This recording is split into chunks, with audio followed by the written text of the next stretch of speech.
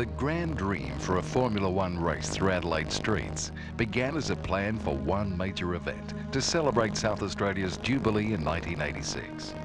The persuasive efforts and enthusiasm of state and local government representatives, motorsport experts and community leaders convinced Formula One boss Bernie Eccleston that Adelaide was the right city for a street circuit.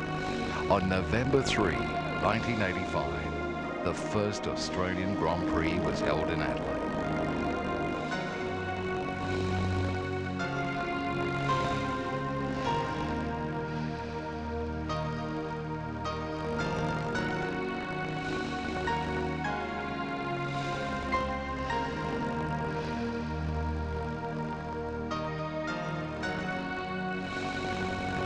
I phoned him up when I arrived in London and said, Bernie, what about the Adelaide Grand Prix?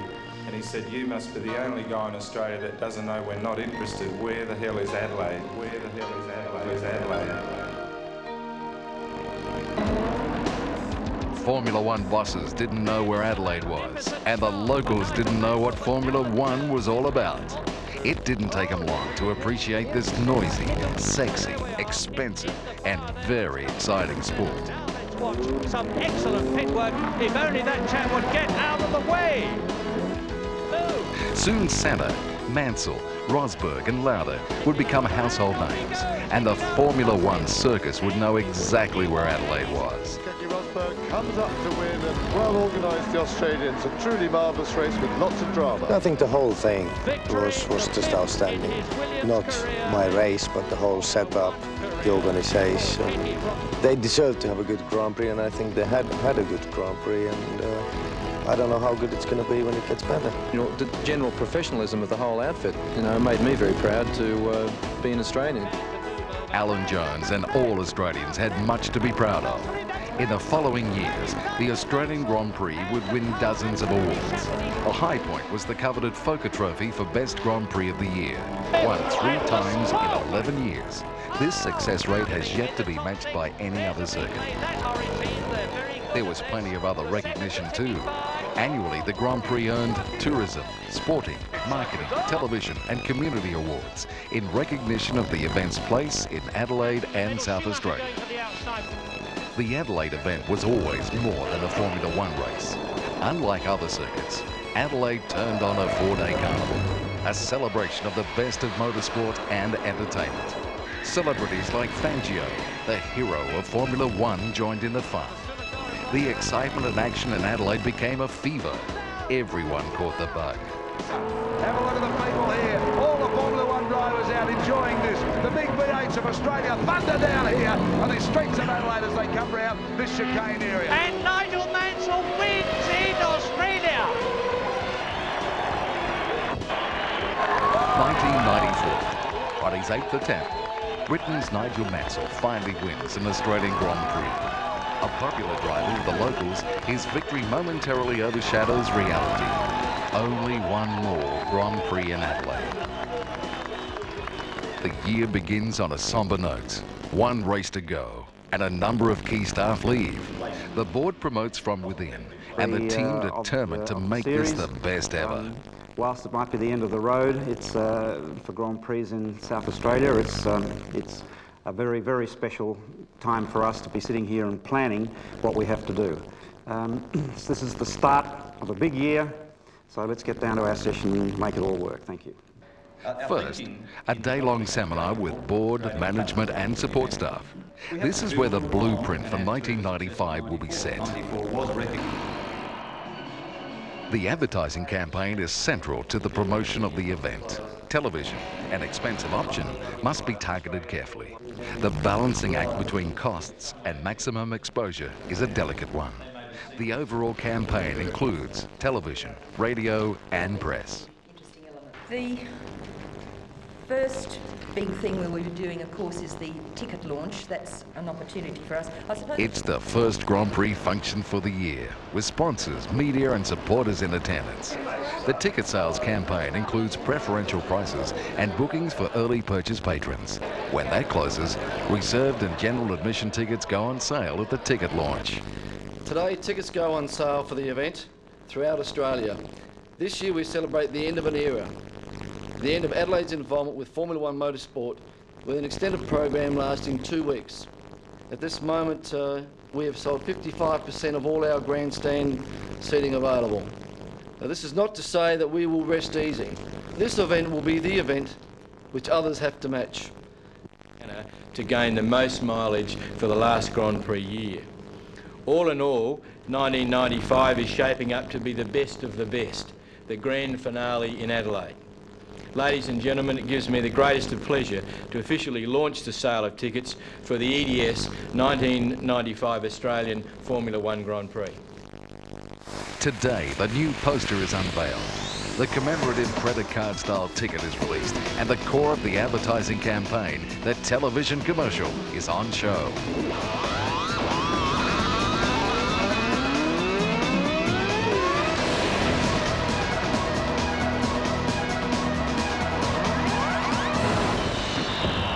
Adelaide is set to go off.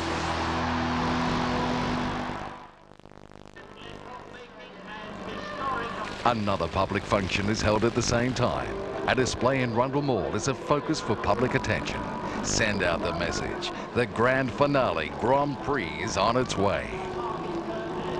The media sense the grand finale angle is good news. The all-important publicity is a great start to the GP year.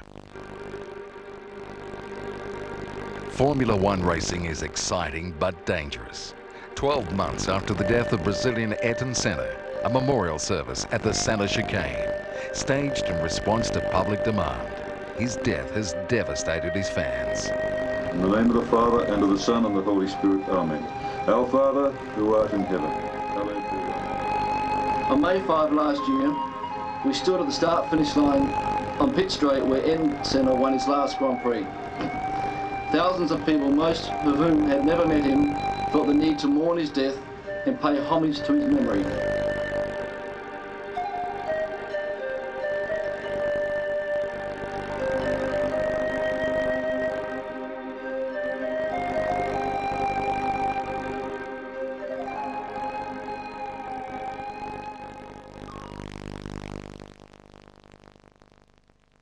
Ticket sales have been so strong, more facilities are needed. More reserved seating, more corporate stands. To complete the building program on time, the work must begin much earlier.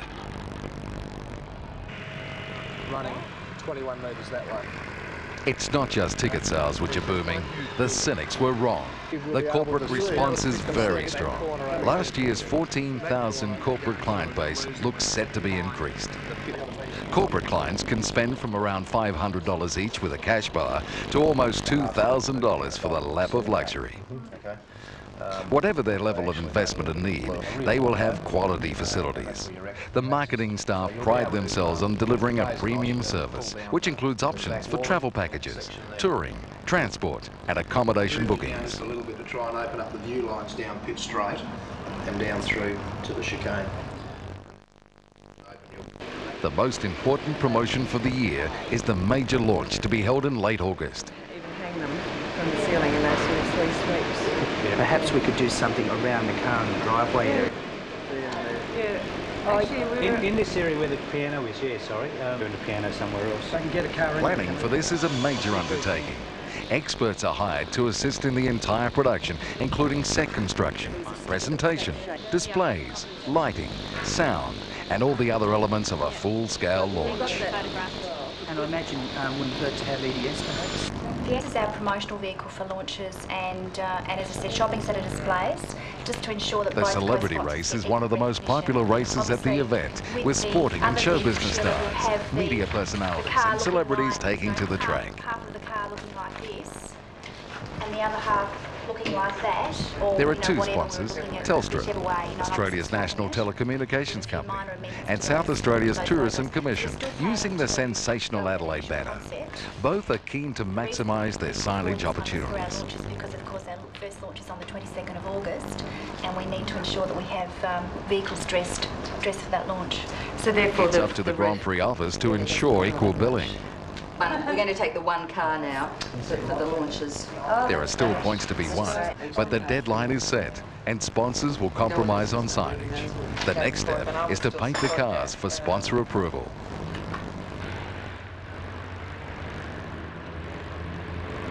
The public senses that the event is drawing closer. The receptionists handle more visitors, more phone inquiries, and the 27 full-time staff are working longer hours, responding to demand for what's shaping up as the best event ever.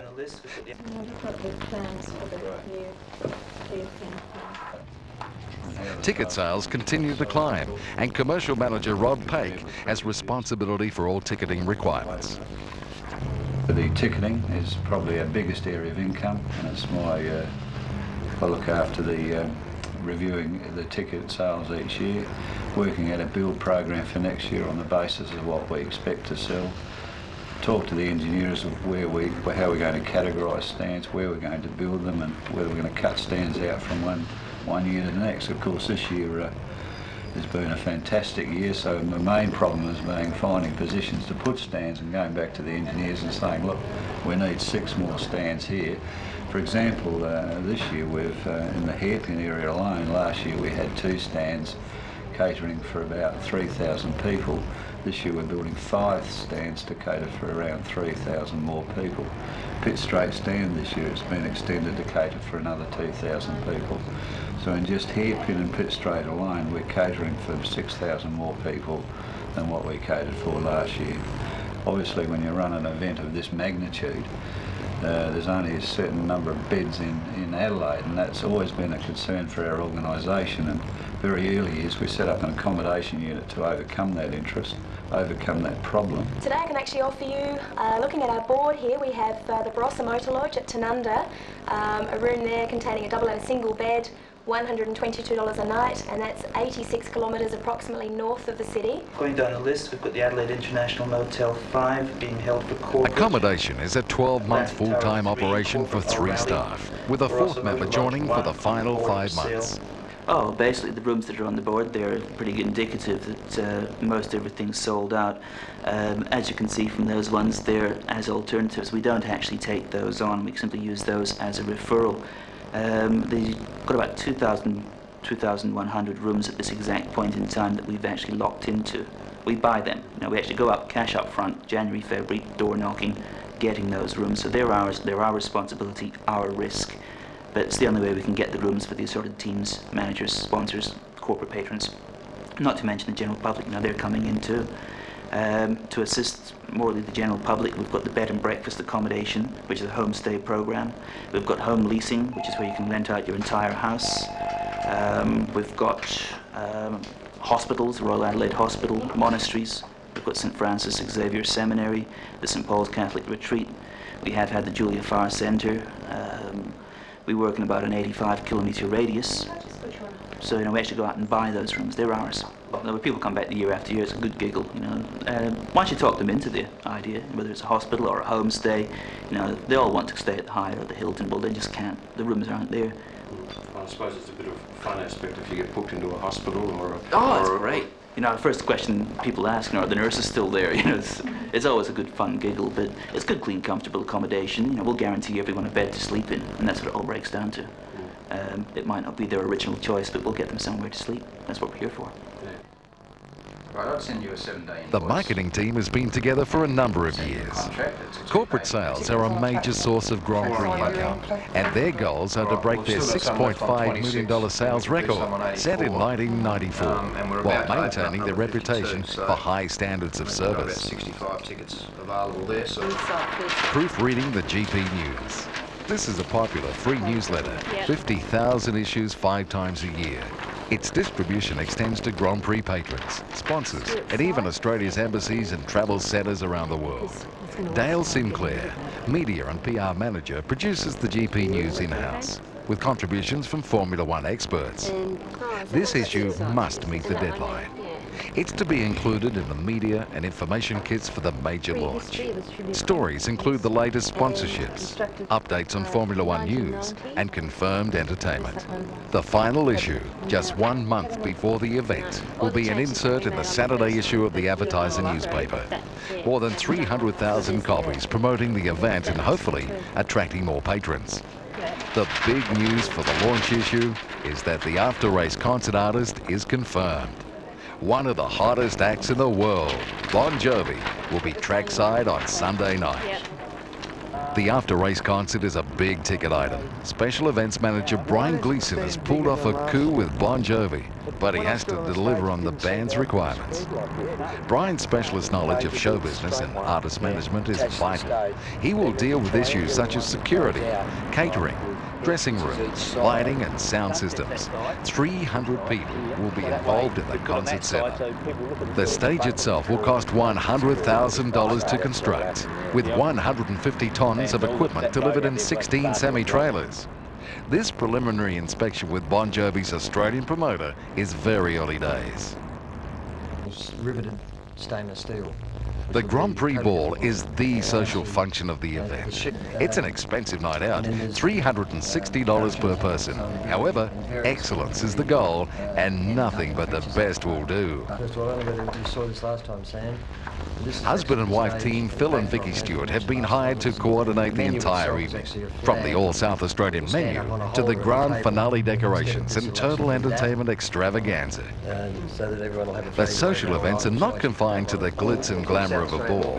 Family fun is just as important. The Dinner in the Pits is a format where the pit garages are transformed into restaurants, and out the pit lane it's going to be a cafe walk with tables and chairs, fully catered with all drinks and food, as I said. There'll be different entertainment in the garages as well. And the main feature of the night is going to be a Varumba parade, carnival-style atmosphere. It's a team of event experts has pulled in to plan a series of on-track entertainment in the 2 weeks leading up to the Grand Prix. Larger for various reasons. And then the end of this piece, we reintroduce the police band who will join them. So now we've got mass pipe bands. It's an enormous undertaking, requiring great attention to detail and an ability to coordinate hundreds of different elements. The planning continues. We didn't want to ask. Back at the circuit, the work continues. Each day, the ticket sales increase and the build program expands. In a few months' time, this will be a hive of activity. The building program in the parklands is rather like constructing a village, albeit one with a very short life.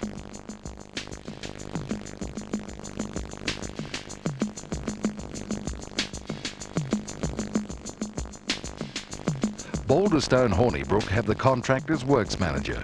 Fortunately, they have a year's experience behind them and can handle the ever-increasing additions to the build program. The team is based on site in the parklands to oversee every detail of the construction. It will take 160,000 hours and 180 construction personnel to build the circuit infrastructure. This is a photograph of the 1994 event taken on race day, early in the morning. What we've done is used this as a working tool and put on here a lot of the extra facilities that are being added for this year's event. We've got a second level on the paddock platforms here. They're calling those the Grand View suites. We've got the extra skyboxes being put in there, which requires raising the Star Vision screen. So we're expecting a huge crowd down the oval, and to cater for that we've put an extra screen, a Star Vision screen down here on the oval, and we're looking at putting additional catering facilities around about the oval in a number of areas. Around Grenfell Street, and this is Banana Bend, we've got additional corporate facilities through this area. These ones have been confirmed, and these couple out the side here have been proposed at the moment. They're also talking about extending this particular corporate facility just near Grand Prix House, and we've got additional corporate facilities inside the track in that location as well. There's about 100 contractors involved in putting together the Grand Prix, and each one of those contractors would employ an average of 20 odd people at least. A great deal of equipment is owned by the Grand Prix Board, with the rest hired in, according to need. Between events, it's stored in Allenby Gardens, just 5 kilometres from the track. We've got 8.5 acres here. We've got the concrete barriers, of course, that go right around the track. We've got a number of containers that store all the odds and sods for the track. We've got all our transportable buildings. and virtually everything that we can store in here, vehicles and forklifts and so forth. Well, with the barriers we've got 2,200 odd, and the seating, well, all that varies, but mainly the big green and gold stand we have is around about a 15,000 seat system, but they can sort of alter that to add on a bit more. The big day has arrived. The major launch at Adelaide's Festival Centre, a purpose-built function area. This is the culmination of months of planning. The displays will reflect the past 10 years and a celebration of Formula One in Adelaide. Countless hours go into this setup, from the design of the display to the basics of name tags and information. The major launch is an important showcase for the final event in Adelaide. The acceptances for the launch reflect the enthusiasm for the year. Almost 200 people will see and hear about Adelaide's last Grand Prix, the grand finale. The celebrities, the sponsors, the media, the corporate supporters and motorsport experts arrive. Alan Jones, the 1980 Formula One World Champion, agrees to be MC. In 1985, I was given the honour of leading the Formula One field in the very first lap of the brand new street circuit. I feel equally honoured to be here today, helping launch what will be the grand finale. The highest profile, most successful international sporting event in the country receives strong government support. The Grand Prix has been very good to this state. It's given us an international focus that we otherwise wouldn't have had. Just look at last year's event alone, beamed to 360 million people around the world. Well, I don't think at any time Adelaide could ever be accused of not enjoying itself during the Grand Prix time. And more importantly, making the overseas people and the rest of Australians feel very welcome in this town. It's by far and away the most enjoyable Grand Prix that I've been to. I'm a little bit biased, but also a lot of the Grand Prix people, they love coming to Adelaide, not just simply because of the race and the way it's organised, but the way the Adelaide people make them feel so very welcome and have such a good time. It's a true carnival, and this year, the entertainment begins well before the Formula One. The presentation is a combination of videos, personalities, displays, and of course, the speeches. I can tell you that the board and all the staff of the Grand Prix office have so much pride in this event.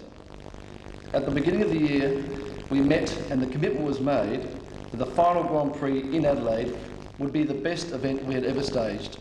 The video presentation includes the entire race program, from Formula One to classic cars, entertainment and aviation. Copies of the video are used around the country as a promotional tool for the event. The launch is not without a spontaneous gesture. The acting chairman wants to say. Most of you would remember the turmoil that followed the last event with the announcement that the Grand Prix was heading for Melbourne in 1996 or 1997. And many of you would not appreciate the turmoil that that created within the organisation. And notwithstanding the significant changes at the top of the organisation as a number of the executives moved on to other challenge, which at that time it's like staring down an abyss at a cliff. But they always say that the tough get going when things get tough, and it's a great credit to Sam and his team that all of those external factors were pushed aside. The only mission was to make this event the best and continue with the past. And those executives that rose to the challenge and who joined Sam at the top really ought to be congratulated. So I think it would be remiss of me as Deputy Chairman and acting for Ian Cox today, who's in America, not to formally acknowledge the contribution of Sam and the executive team and all of the staff. Because my loved ones would tell you I'm the worst driver they know, but I love to go fast. That's a good message. Cook and writer Maggie Beer and a few of her fellow celebrity drivers have their moment on the stage. The launch is over. The press move in. The interviews are on. The press love celebrities and the photo opportunities cannot be ignored. The batteries for those mobile phones will get a workout. Almost 200 people, politicians, celebrities, media, sponsors and the Grand Prix team have attended the launch. the show moves on to Melbourne and Sydney, and in weeks to come, to Geelong and Ballarat. It costs in excess of $60,000, but it's been worth it. The media gives it great attention, and sales soar in the following weeks. Your receipts. So this one here is telling you hairpin stand 2. Rose Larkin handles the sales boom. Rose is another expert, pulled in to ensure a quality service. This is purely. I operate as a BAS agency for the Grand Prix office. I'm come down from the Adelaide Festival Theatre for 6 months of the year and operate this as an outlet. My prime concern is to look after the people with disabilities and to make sure that interstate outlets have an allocation of all range of tickets, and as they run out and as they sell them, I then go through to head office and make sure that they are then given another allocation and keeping a close eye on what they are selling. 4 or 5 colours of t-shirts, and this looks actually quite good on white as well, believe it or not. Like the Olympic Games and other high-profile events, the Grand Prix is a merchandiser's dream. Pay a licence fee to use the logo and manufacture a range of garments, souvenir items, watches, mugs. The list is endless. We have to differentiate between the corporate and the general range, where the general range has the colours and the logos. Well, that's right. Well, that gives you a choice. Clothing is the most popular item. Identifiably Grand Prix, every style must meet board standards and gain approval before a range is produced. Licensing fees will reap the board more than $1 million for the year. Another launch, this time the menu launch. An add-on service to assist corporate clients who must choose from a variety of catering options for their facilities. The menu choices are varied, depending on budget. Emphasis is on South Australian cuisine. Another example of using the Grand Prix as a showcase for local talent and produce. We've invited the corporate clients to the Grand Prix launch to launch our food and beverage menu package for $19.95. There to show all the menus, not just the one that they might choose on the day, but to give them a bit of a selection and a bit of a run through so they can try everything. They also sample the wines and the new product of Two Dogs, which is the first time they've been in the Grand Prix. Spotless Catering has the corporate catering contract. With options for breakfasts, lunches, morning and afternoon teas, Spotless will need the equivalent of 40 months' work from 7 full and part-time staff. During the event, 700 casual staff will serve 40,000 bread rolls, 2,000 dozen oysters, 3 tons of roast meats, 1,200 kilos of prawns, and 2.5 tons of chicken.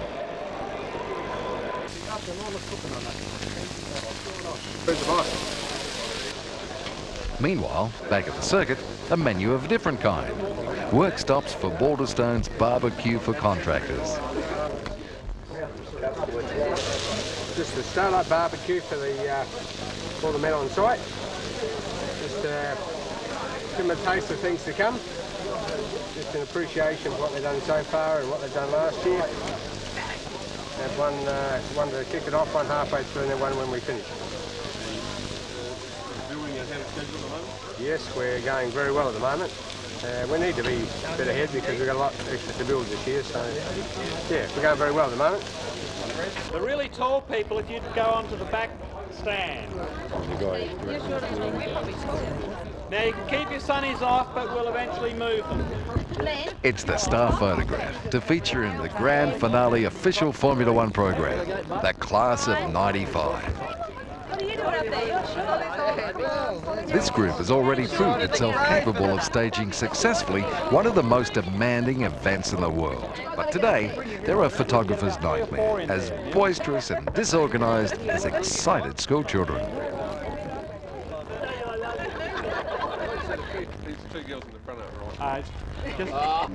Okay, ladies and gentlemen, on my count of 3, all you need to do is have your eyes open and be looking at me. 1, 2, 3.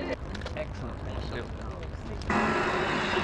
As the year progresses, the advertising campaign needs continual monitoring. Okay, Steve, could you pause it there for a sec? The advertising can be adjusted. An extra push for general ticket sales, a special insert to promote the after-race concert. Clemenger Adelaide will produce a number of versions of advertisements, all geared to specific markets. But living on the crowd's probably going to be our major.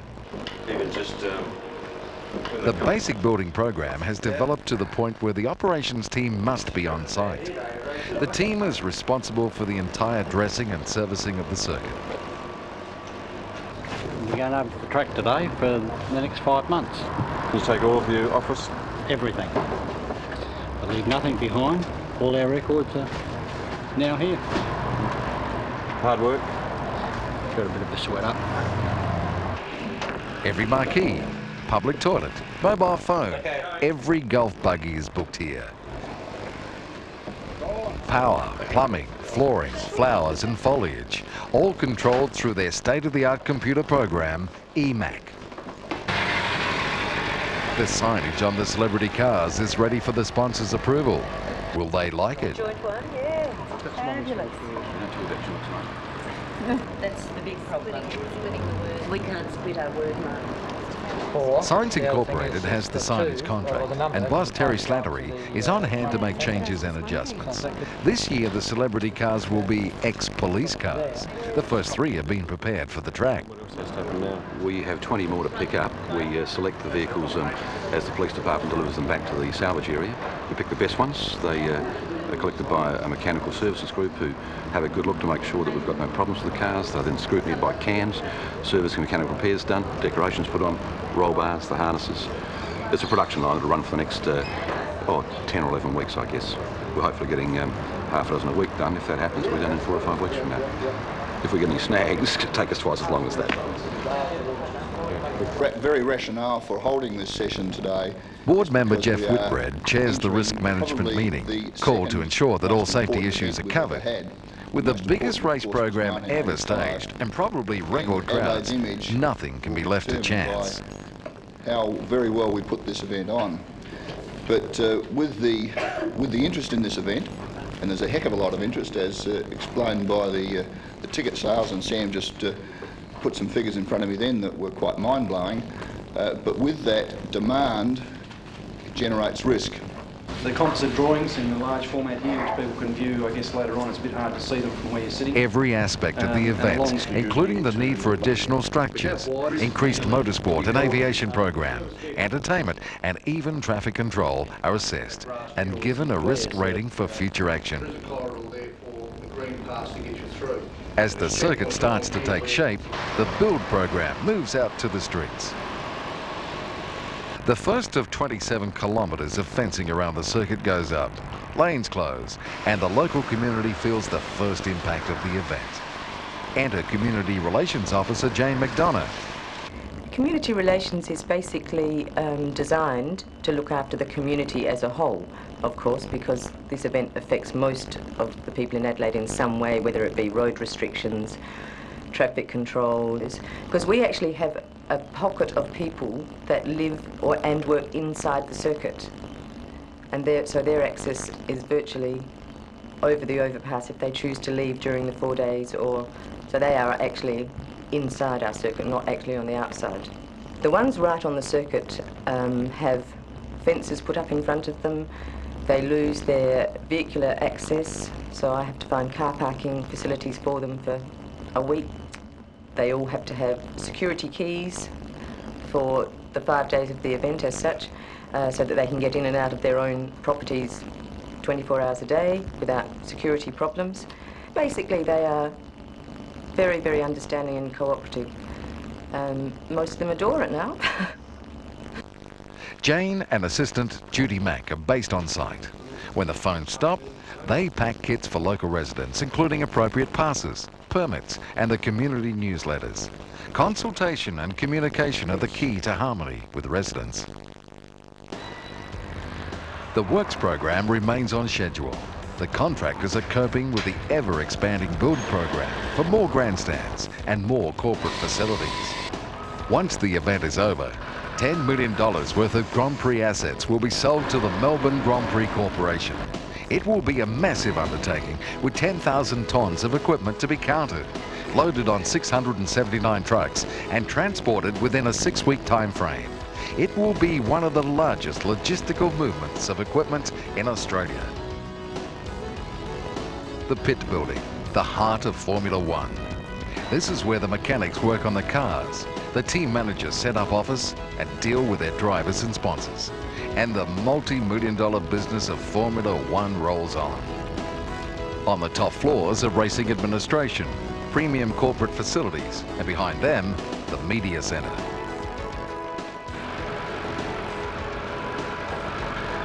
We've just planned a demonstration exercise this morning. It's to do with our fireworks, the last blast after the concert on Sunday night. They've proposed about 5 different firing sites. One of them is around the concert oval on 5-metre poles to have a display up there.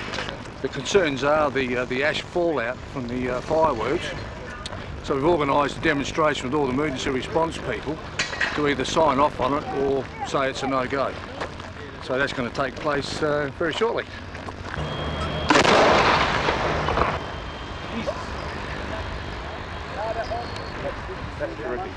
That's with the wick taken out. Yeah, that's much better. Yeah. Well, Don, if you can sort of get the concerns of the ambulance people. Dave, you concerned about the noise? I'm concerned about the noise, but if Don's not concerned about the noise, I'm happy. Maybe we can rejig. Some fine-tuning is required, but the fireworks will be on for the last blast fireworks spectacular on Sunday night. Maybe there is a warning for people. Well, we could choreograph that. The Grand Prix aviation program is always popular, but in recent years, dwindling Defence Force budgets have reduced the more spectacular components. In 1995, however, it's the Marines to the rescue. The US Marine Air Corps has come to the party with a promise of 4 F-18s to celebrate the grand finale. What exactly will you be doing in the air? We'll be doing flybys, a series of flybys, about 10-15 minutes every day, starting on the 9th of November, then through the weekend. Just basically a couple of passes over right behind you there on the straightaway, different formations, just to kind of give the populace a look at our airplane. What about the height limit? How low will you go? We will not go any lower than 500 feet over the straightaway. And speed? Speed will be anywhere between about 480 and 540 knots. So what will look quick. What will it be like for spectators? What will they see? Well, they got to be looking because we'll be buying a flash. They'll hear more than see, probably, because it'll be pretty impressive with the 4 Hornets flying by. Fortunately, the US military is conducting Southern Frontier, a training exercise in Northern Australia. They see the Grand Prix exercise as a goodwill gesture and are happy to foot the bill. As it turns out, the goodwill is reciprocated by the locals, and the pilots have the time of their lives in Adelaide. The biggest facility on our track has got 800. The marketing staff have excelled. Their corporate client base is near 20,000, up 6,000 on the year before. Providing the credentials is a massive exercise. I'm just counting the sequence of numbers to make the sequence. It will take 2 Saturdays, with a few family members helping out for the task to be completed. Checking is critical if the clients are to receive the correct credentials. Tickets in. For a modest 40-person facility, that means 160 passes, plus strings, plus the appropriate number of VIP car passes and pit passes. If clothing has been ordered, this too will be counted and set aside. Okay. Thanks, bud. Even the boss rolls up his sleeves and has a lesson on counting credentials. So as long as they're in sequential order, the top one and the bottom one add up. Sam, have you got it? Yeah, I think so. The rain begins, but the work continues. The production officers are installed for the production staff, who'll put in hundreds of hours in preparation for the concert.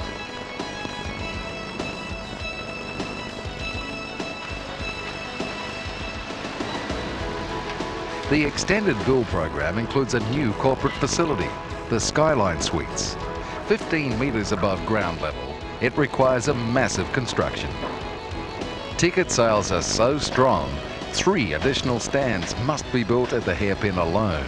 That's another 5,000 seats to be sold. By the time the event is on, there will be 46,500 grandstand seats. That's 17,000 more than the year before. It's the end of September. The basic structures are in place and the signs are going up. By the time the event is on in 6 weeks' time, this will be transformed into a home for the 12 Formula One teams, the visiting officials, the race administrators and the media.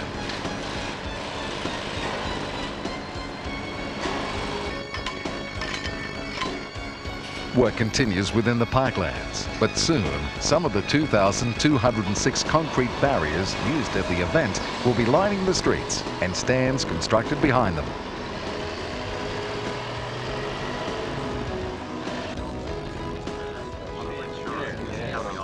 It's time for the Grand Prix Board to see how the circuit construction is progressing. And if you can go through that gate which says no entry.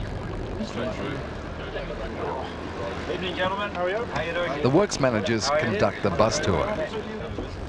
Past this car will be fine. Repeat at the top of my page. See, we've got the barriers here. Yes. All the stone barriers and that assembly. Just through this area, we're going to restrict traffic only through here during the event. We're expecting some large crowds here, so... What level are the toilets on up there? Near at 15 metres, right at the top. Top deck. Top deck. Drainage will be no problems. The villas, the bars... The 9 board members represent the broad spectrum of community interests, from business to local government. They oversee a $30 million business and, quite properly, take their responsibilities very seriously. They're going to see a lot, those guys? Actually, the view's quite good. You see from right down to that corner. Yeah. You also see right up to this corner here. The further up you go, the better the view becomes. Very high stand on the right-hand side here is the Glen Dix one. There's about 750 odd seats in that. Right, it's been checked over by our engineers, and it is quite stable and all that, but the view from up there is magnificent. Sam, which camera will pick up that Adelaide sign under the Glen Dix stand? That way. There's a camera for the one pit building. Right. We're going to have to strap all the canvas down well, aren't we? When you look at these things, these tents about to go up on top of that. On Sunday we're going to have 2 grand finals here. I reckon we'll have 180,000 people on Sunday. We have to build stuff where we're going to have twice the number of people that watch a grand final. And we're going to see half of what they see. That should be more exciting. Yeah. I mean, to get it in perspective, if you've ever been to one of those, you can see how massive it is. It's a remarkable thing. It was this year. Back in the office, the receptionists are fully occupied with over-the-counter inquiries, as well as an extremely busy switchboard. Grand Prix, Michelle speaking. Wonderful. Thanks for your help. Bye-bye. Right, I'll just translate for you, one moment. A slow day is maybe 100 calls an hour. That's a slow day. Just all types of inquiries. A lot of kids doing projects this time of year.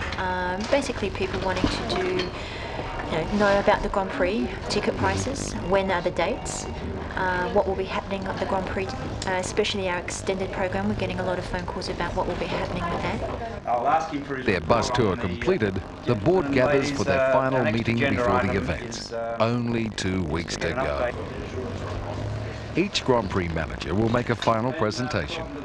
Each will reassure the board it's all systems go. You would speak to the issue of the progress with the aerial display, please. The most important part, Ian, is the US Marine Air Corps is now stitched up and ready to go. We had the advance party here last week or the week before. Is there any questions anyone has of Glenn? So did we get any Australian aircraft at all? There will be 2 aircraft to the RAF added.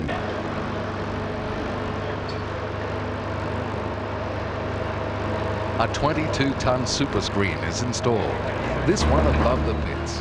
By race day, there will be 5 large screens around the circuit showing the in-house TV coverage from GPTV, with race action and highlights, interviews and entertainment.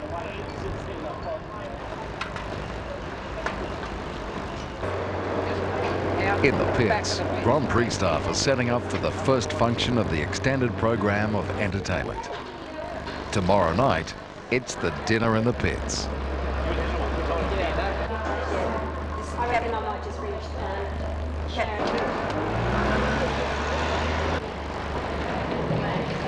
Why do you ask, Doc? Setup completed. It's back to the office for the final staff meeting. We've had obviously a number of these regular staff meetings through the year. At 6:15 Staff report on progress in their areas and one by one confirm that plans are all on time. Laundries are full, hospitals. Ticket collection office. The meeting concludes with a final word from the boss. Set up the garage. This event legitimately will go down as the biggest Grand Prix ever in the history of Formula One. It will be an enormous crowd on the Sunday. We still have to deliver the event program. We still have to make sure that all the good things that made us such a success happen over the 4 days. Meeting over, it's off to the local bar as guests of the board. Since June, the Grand Prix staff have been averaging 60-hour weeks, and this get-together is a last chance to relax as a team before they start non-stop activity over 2 very hectic weeks. Board Chairman Ian Cox has his own message for the staff. The other night at the board meeting, the Minister said, thank you to the board, and we know how well you've done, and I said to him, 98% of what happens goes on out through that wall there, and we sit there and keep track of it all, but the truth is that you guys make it happen, and we're very grateful. So over the years you've made us look good, and I know that you're going to make us look even better this year. So thanks and good luck.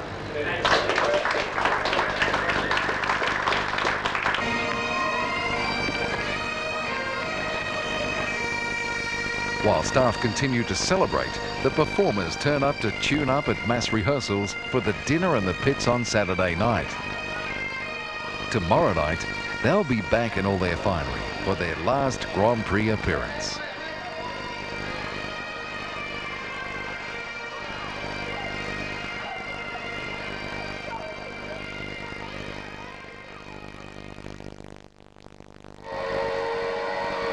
Dinner in the Pits is a family fun event where even the young can dream of Formula One fame.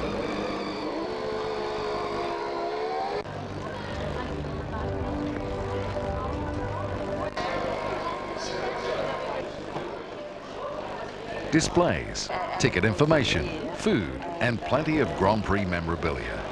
This is one of the last chances to grab a bargain, a souvenir of the Grand Prix era, and to be part of the fun and excitement in the lead-up to the last Formula One race in Adelaide. I'll just get you your change. There's plenty of fun for the little kids. And the big kids have a go too.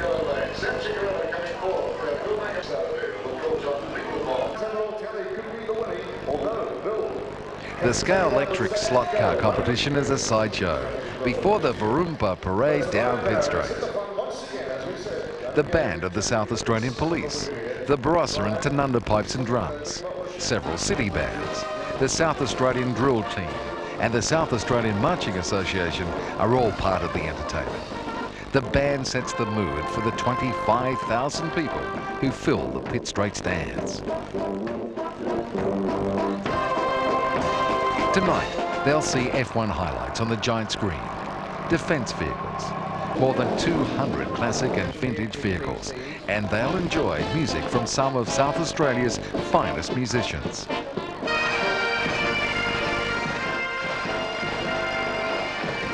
There is even more spectacle above the circuit.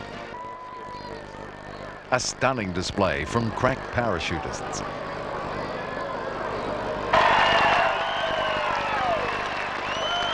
And a perfect landing, followed by a sparkling fireworks display.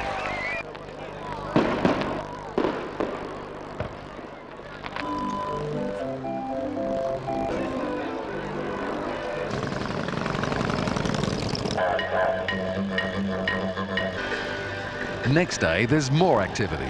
The crowds turn out to inspect the displays of exotic and unusual cars and participate in the annual blessing of the circuit by Father Joe Greeley.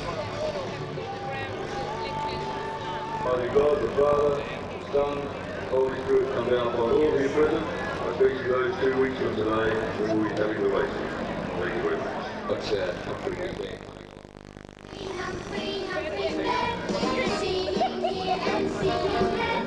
Oh, hello, have a big hello to Humphrey, everybody.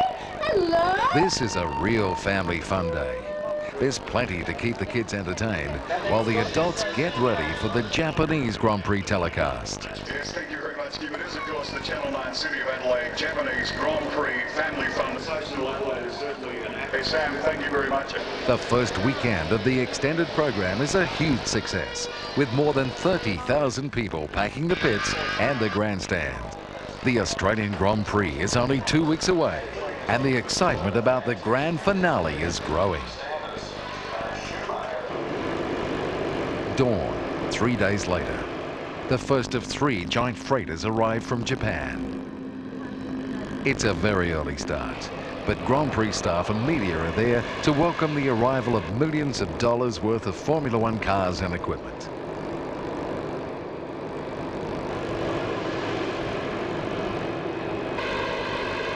Bill Gibson, boss of Gibson Freight, has the contract to transport this valuable cargo. Motorsport coordinator Jeff Matner is there too. What you're seeing now is the unloading of the first 12 cars plus the freight that's on board this aircraft. So on this particular flight we have the Williams, McLaren, Benetton and Tyrrell cars, and they will now be stored out the track until such time as they're cleared by customs, and that'll happen during the next 3 or 4 days. So that basically the pit area is still a declared customs area until such time as the 3 aircraft are in, all the freight is unloaded and all cars have been cleared.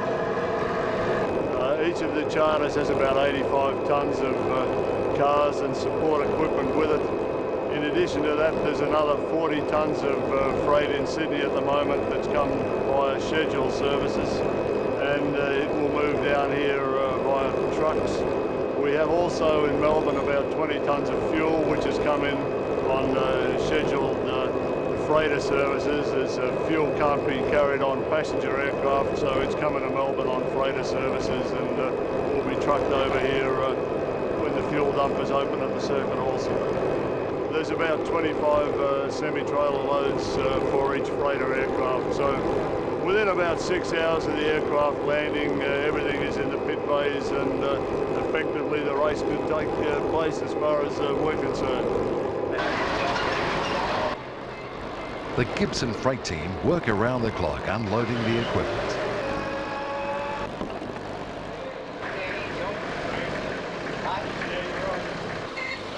By the end of the week, these garages will be set up, ready for the Formula One teams to step in and start work. More unloading. Not so glamorous, but definitely essential. Some of the 245 toilets. Pit stops of a different kind for the record crowds the Grand Prix team now believe will attend the grand finale. First work begins for the concert with the base for the stage and production areas for Bon Jovi and their support staff. The site will be used for the Friday night variety show as well as the after-race concert. This area will be a virtual village with a total power supply, artist and support artist dressing rooms, catering marquees, security offices, VIP guest areas, and a complete shower toilet block. The cost for this area, $70,000. The site is now secure. No vehicle entry without a pass. Must have a site pass on now, otherwise I just don't get through the gate.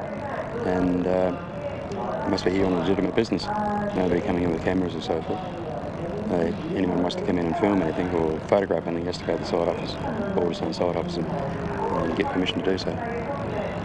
And you get many people that walk up, want to come in? Oh yeah, you get tourist buses through and allow them through, and the chauffeured limos, of course. The international tourists coming through for a look.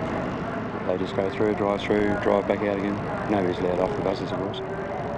And make sure everybody's happy and gets a little bit of a view of what's going on, mate.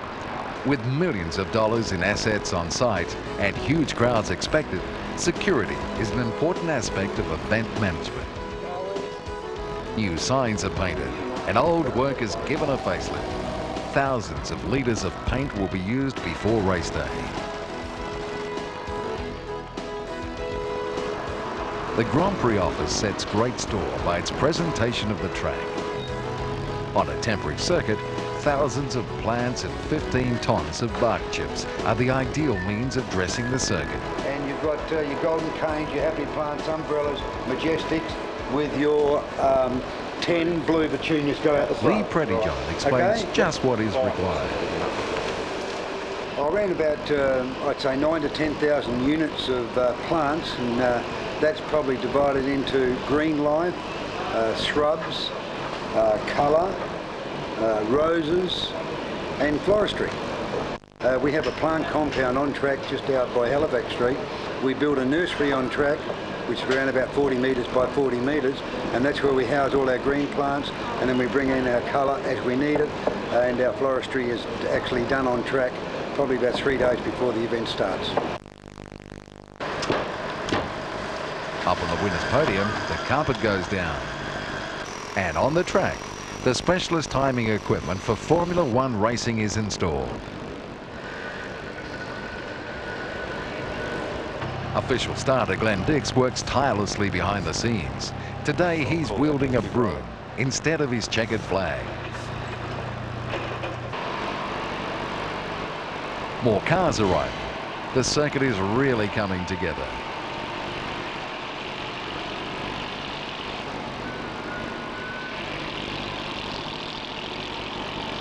With hundreds of media representatives arriving soon, it's time to set up the media centre. Computers, printers, fax machines, in fact a complete administration centre is set up to service visiting media, as well as long-distance inquiries from overseas-based media.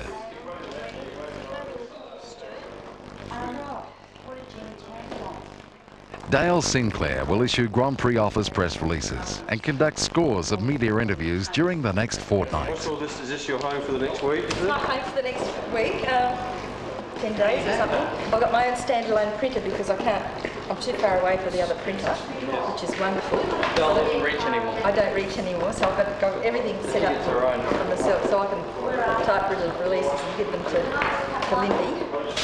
The division's not here, is it? Yeah, I've got to put a division on that pattern of fencing or that white fencing or something like that. Yeah, we need to put that division across here, don't we? Yeah. We're out here today with the engineers just doing the first of our final facility checks.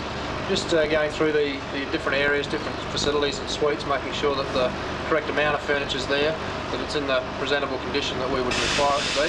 So it's ready for our clients to move into next week. Peter Lang and Peter Saab and the works managers will inspect 196 facilities in locations around the entire circuit before the event begins. A huge undertaking.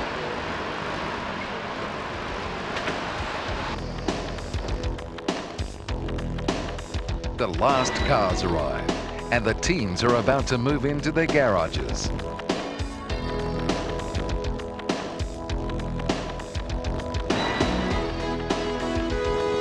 Andrew Daniels and his team ensure that everything is ready for them. Quite important for what we deliver to the teams to be absolutely immaculate. We want it to look sharp and look new, and we don't want the garages to look anyway second-hand or anybody to think that this is the last event. We want it to go out absolutely on top. So all of the signs for the teams being redone, team colours, all the floors clean, all the walls sharp, repainting, clean furniture, so that when they arrive they think, gee, Adelaide really is good.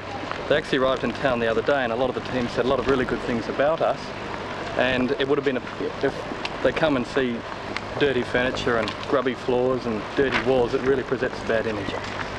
So that's what we've been doing yesterday, is going through all the garages in the last 24 hours and cleaning them all up, make them look immaculate.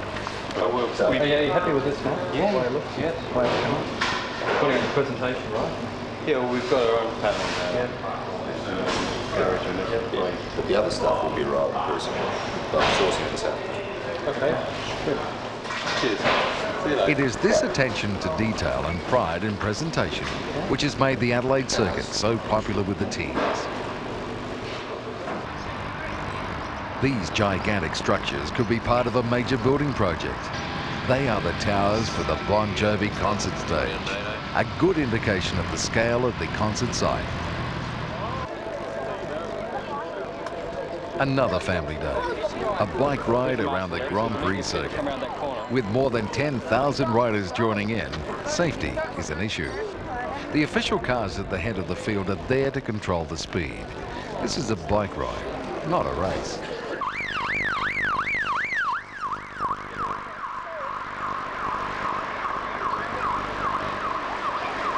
The Grand Prix office has staged this event for the community. It's a last chance to ride the Grand Prix circuit, and the response from all ages is overwhelming.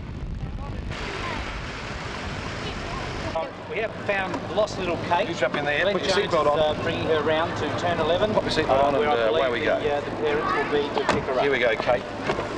The race is relatively incident-free. Young Kate is lost, but is soon restored to her family.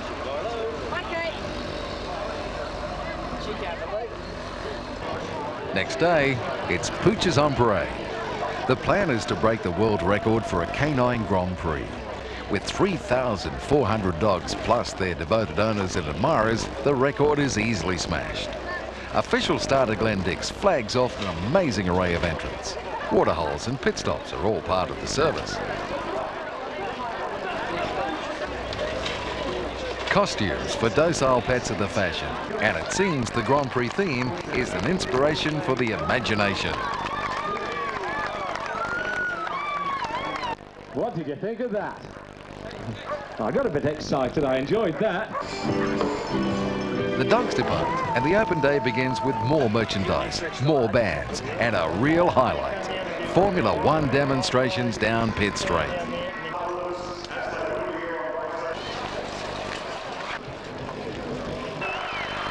Eddie Irvine from the Jordan team and McLaren's Mika Salo give the 45,000-strong crowd plenty of thrills with a familiar Formula One noise and speed.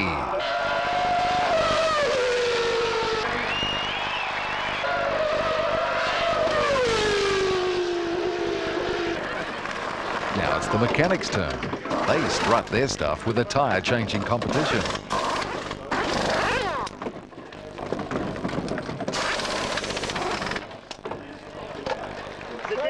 8.2 seconds. We have a dead heat.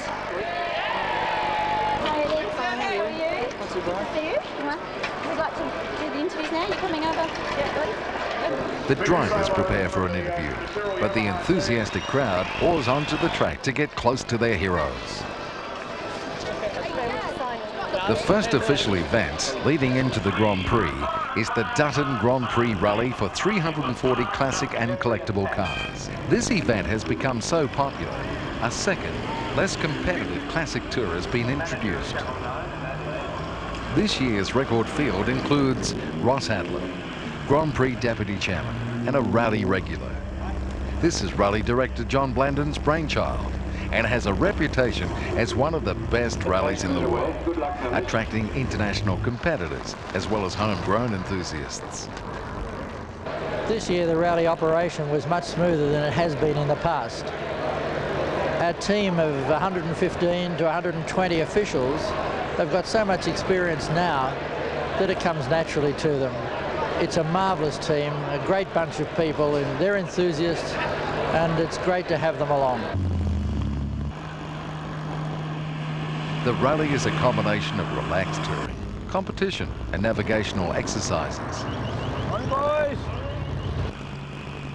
Competitors spend 5 days travelling from Victoria to South Australia. Warmly welcomed at towns along the route, they gather in Nuriutpa for their final run into Adelaide.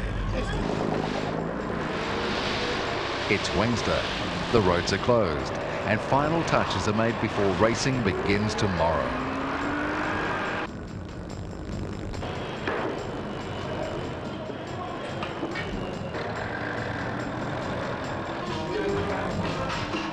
The Formula One mechanics are hard at work with all their gear installed.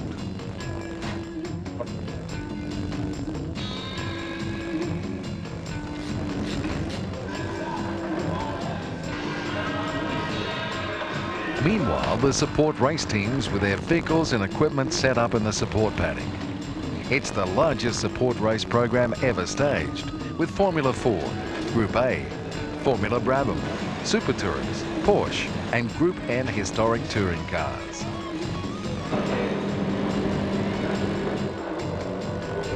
It's time for final preparations before first guests arrive tomorrow.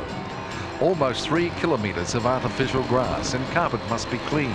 The fridges and pantries stocked up. There is an army of support staff required to ensure quality presentation and service for the anticipated record crowds. Rod Pake does his final seating check. This is the engineering plan, which is prepared by the engineers. They build it. We pass this on to BAS. They put it on the BAS seating plan and then sell it to the public. The two sets of plans. What I've got to make sure of is that when a person buys a seat, it is actually there. So we spread seats across various states, and so there's a chance that one seat might get sold in Melbourne, the same seat gets sold in Adelaide. So we've got to reconcile all that as well. This issue today is to make sure that everything we've sold is actually there and numbered. Yeah, the Glen Dick stand, that was worth the check because on our maps it showed 758 seats. We've got 758 seats on hold and on sale, and we've found another row of 32 up there, row V1, which snuck in. So it was worth the check. It's 32 seats at $270 each, so I'm glad I did it. At Gate 1, the credentials office is flat out providing credentials for the thousands of support staff required around the circuit. Oh, 2 caps this year, that's great. Right, as a gift. Leanne Cobden and Colleen Brennan will issue credentials to more than 16,000 volunteer staff and 1,200 CAMS officials, as well as passes, programs, hats, overalls, badges, shirts and jackets. Track inspection. If the officials approve the track, they will issue a licence to race. We walk the whole circuit. Walk the whole circuit? Yeah. Some of the camps people may go on the vehicles, but we walk with the FIA delegates and inspect everything they need to look at. Hopefully we get through without any hassle. I don't think it's a real problem. Okay, that's a good point here. It should work all right. The officials find no fault with the track and issue the licence. I think this will overcome. This is the media centre. It runs the entire length of the pit building on the first floor, and we house about 600 to 700 media during the actual Grand Prix. We're also responsible for looking after the photographic centre, which is about 120 yards that way. But if you'd like to come with me, we'll take you for a guided tour. This is the Formula One conference room, which is lovely and quiet now, but on Sunday it's something else. We also use this room on Thursday for some press interviews, just one-on-one interviews with drivers, and it's also used for post-qualifying on Saturday. This is the administration area for the media centre. We've got about 18 staff that work full-time in here answering telephone inquiries. We have a couple of writers here, one for the national race program, and we have Stuart Sykes that does the Formula One material as well. This gives you a good perspective of the size of the centre. We've got the media centre lounge. This is just a really good area for the media to be able to sit, relax, catch up with everyone. Photographers and journalists tend to catch up more in this area. The international media are through there and the national media through that corridor. We'll take you through to the international media first. We've got about 230 seated places here for the journalists, and this room is at its best right now, nice and quiet, but on Sunday afternoon it is just manic. There are media everywhere. Right, we're at the national media room now, which is somewhat smaller than the international room. There's 2 reasons for that. Firstly, we don't have quite as many media that attend, and also a lot of our specialist national media do like to sit in the international room because they do pick up a lot more information about from a Formula One perspective. We're probably one of the few in the world which has got a cafeteria set aside just for the media. We provide them all with a luncheon voucher, and they come in here and they've got a great selection of food, and they can sit in here and just relax, have a cup of coffee, catch up with people. Yeah, and basically a nice relaxation area. There's no time for relaxation at the Adelaide International Raceway. The celebrity drivers built up for some serious study in motorsport. Many have limited experience behind the wheel and need all the help they can get.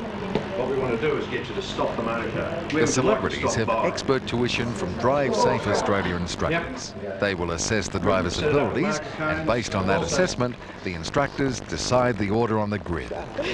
classroom lesson over, it's time for practical lessons about speeding, braking, and even coping with the pressure of driving in front of tens of thousands of Grand Prix fans. If a driver cannot achieve racing standards, the instructors will refuse to issue a racing licence. Happily, no one fails the test. Motorsport is dangerous. Adelaide's major public hospital is only minutes away by helicopter. But this fully equipped field hospital is set up on track, just in case. The equipment and the medical staff are equal to the best in the land. Fortunately, there has never been the need to test the facilities and the staff with a major accident. Not far from the medical centre, the merchandise outlet is set up with stock worth hundreds of thousands of dollars. Will the crowds take this final chance to buy some Grand Prix gear? What we do from about 9 months out from the event, we budget what's required for the event on an estimated crowd. This year, of course, the crowd is up, so we expect our turnover to be considerably up, so we've bought accordingly. And we turn over merchandise in excess of $1 million we could expect this year if everything goes well with weather. And actually with weather you've got to plan for that. If it's fine you buy hats and Panamas. If it looks like rain we buy raincoats. We've been working together for about 6 or 7 years now very successfully, and we're looking forward to a very big year this year. Back in 1985 the engineers had to test the suitability of the track, and what they did was they took core samples, cut them in half to make sure that the track was stable so the Formula One cars could race on it. Now we've been able to get 25 of these particular core samples, and we've had them mounted on rosewood. We have an individual certificate of authenticity that comes with it. And then what we've got here is a very limited edition piece of the track. There's only 196 pieces, and again what we've done is mount them on rosewood, and they really are a true souvenir of what's been a magnificent series of races here in Adelaide. The countdown has begun.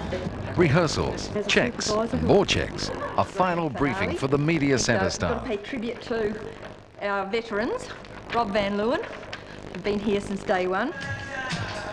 The rehearsal for the pit straight presentation is interrupted. If you look up, ladies and gentlemen, you'll see some aircraft coming over the top. They've come to watch for The Marines have arrived in Adelaide. Before they land their F-18s at the Edinburgh Air Base, the Dutton Rally competitors use the tarmac for final competition before their drive into Adelaide. Rally director John Blandon is happy with these events. The rally was a great success this year, over 400 cars, over 900 people, great success. The Maya Grand Prix Ladies' Day, the last function before the event proper begins. It's a combination of fashion parades, personalities, and plenty of good wine and fine food. This is the 7th year that the ladies and a few gentlemen had dressed up in their finery for a special day at the circuit. It's so popular that 1,200 tickets sell out as soon as they're put on sale. It's a lot of fun and for a good cause. All proceeds go to charity. Late Wednesday, and the traffic is heavy at the main entrance to the circuit with last-minute deliveries. It's busy, believe me.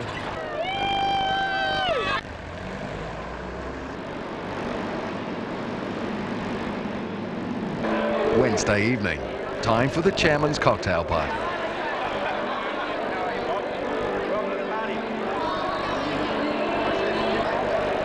Another well-attended Grand Prix social function, another grand finale celebration with some of Adelaide's best-known faces and a few who are more familiar on the track. Chairman Ian Cox receives congratulations and recognition for his 11 years as a board member, 5 as chairman. Ladies and gentlemen, the grand finale.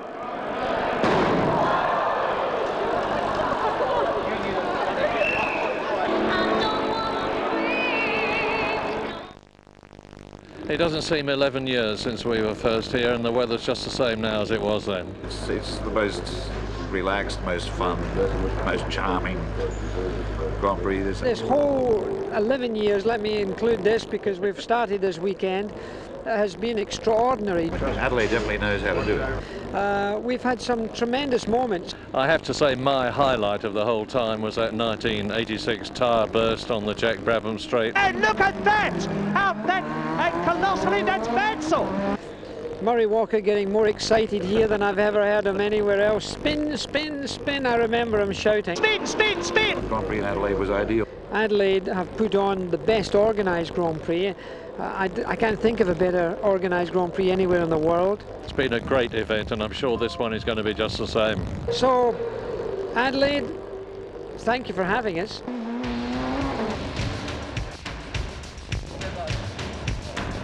Thursday, let the grand finale begin.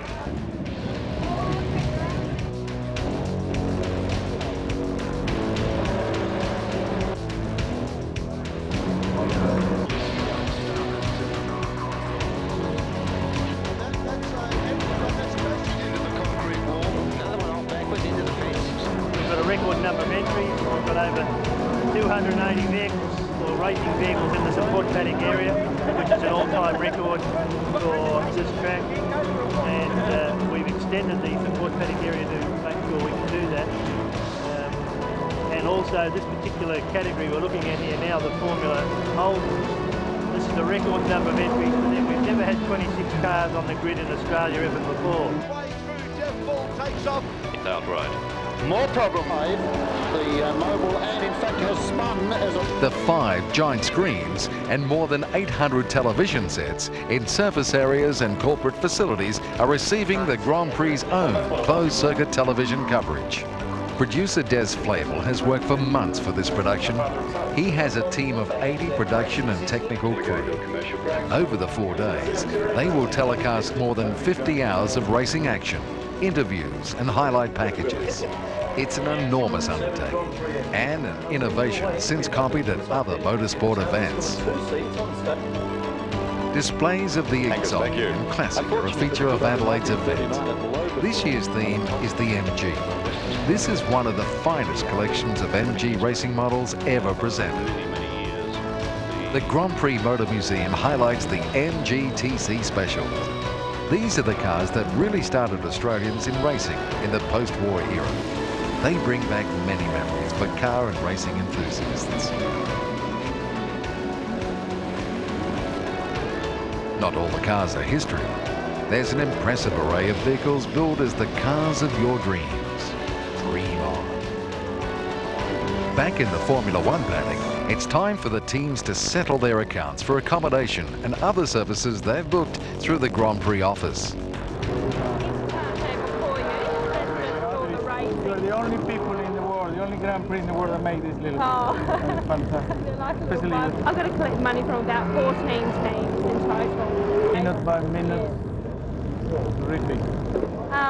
They normally are very good about this. They generally pay by credit card is the way they go, or a lot of the teams this year have actually paid prior to arriving to Adelaide, which is good in guaranteeing their equipment by telegraph. Katie Modra will visit every team today and follow up any additional requirements for the teams, all part of the service.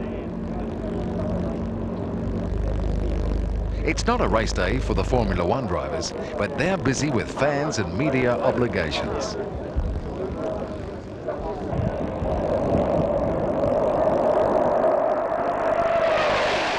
The jets scream overhead, and the dragsters scream down the track.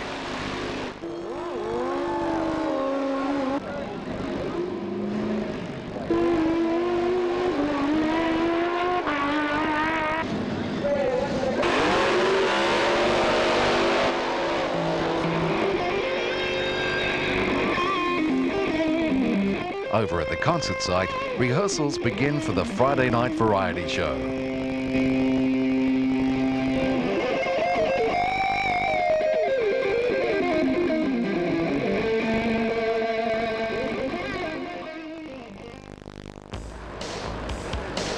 Friday morning, the traditional climb to the Eagle. The Dutton Rally and exotic cars are organised by John Blandon and his team. In your cars at 5 to 9. How many passengers do you have? As many as will fit in your car, really. So you can time in because we'll leave it about 10 minutes to 9? It's developed over 11 years now. It started out as a little quiet run into the hills for a few people, and now it's become a major cult event. It has no effective publicity. We don't promote it at all. People just know that traditionally 9 o'clock of a Friday morning, Grand Prix week, out they go. Lining the route to the Eagle on the Hill, the appreciative crowds pay homage to the classic and the exotic.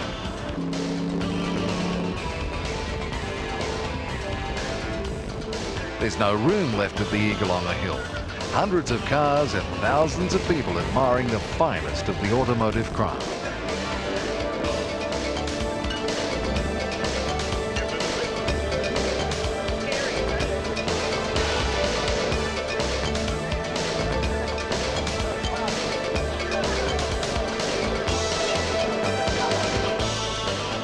Back at the circuit, it's time for the first pit walk.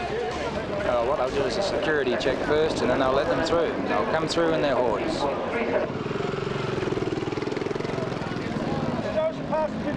One of the services offered to corporate patrons is a tour along pit straights. The garages are off limits, but this is the last chance in Adelaide to get a close-up view of the cars and maybe a driver. This is a real treat and clearly a very popular service with hundreds of people in pit lane. A little less crushed, the bus tour of the circuit provides its own memorable views of Adelaide's last Grand Prix circuit.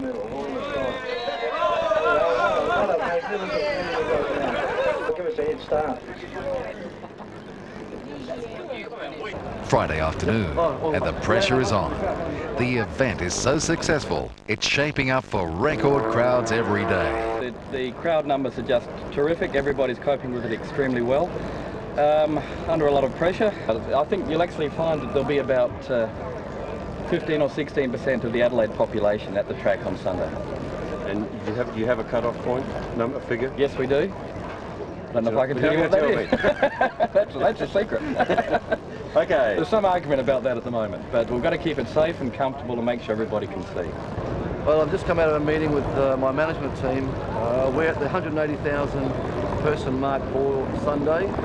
Our feeling is that it will most probably be a sellout. We're going to have to put a house full sign out. I'd like to urge anybody who wants to get to the Grand Prix on Sunday to get their ticket now, because it's most probable that we will have to close off our sales either Saturday afternoon or even Sunday morning. A last call for patrons to be parts of the grand finale. The obvious success of the event is pleasing to the state's leaders. Friday is the first day for Formula One cars on track. This is what the event is all about. Some of the fastest cars in the world, driven by some of the most talented drivers in the world. A heady combination. First, and that is Mika Hakkinen who's gone off. The afternoon session begins and disaster strikes. McLaren's Mika Hakkinen has crashed at high speed. He is seriously injured. This is where the medical team must perform miracles. A pall hangs over the Formula One paddock. The McLaren team is somber. The media anxious for news. This is the worst incident ever on Adelaide's track. The news is not good. Mika Hakkinen has serious head injuries and stops breathing in the car. Trackside surgery performed by the medical team gets him breathing and safely transported in a 90-second dash to the Royal Adelaide Hospital. Later, the medical team receives international recognition for their skill and expertise. Incredibly, Hakkinen, so near death today, will be competing in Formula One in 4 months' time. Fastest time on With this tragic reminder that motorsport is dangerous, the interrupted qualifying session must resume. Hakkinen's near-fatal accident must weigh heavily on the minds of drivers and teams. But they are professional drivers and remain focused on the task. Damon Hill puts in scorching times. Damon Hill moves up into pole position. Right, this is second, third and fourth. You're looking at Trent loses it. Yep. All over the back of Jones and they touch. There goes the mirror. Have a look at this. We have got a fire. That's Adderton. That's Mark Adderton. That's the second Peugeot. So that car, that's the end of that car. Friday turns out to be an incident-packed day with almost all races featuring in the action.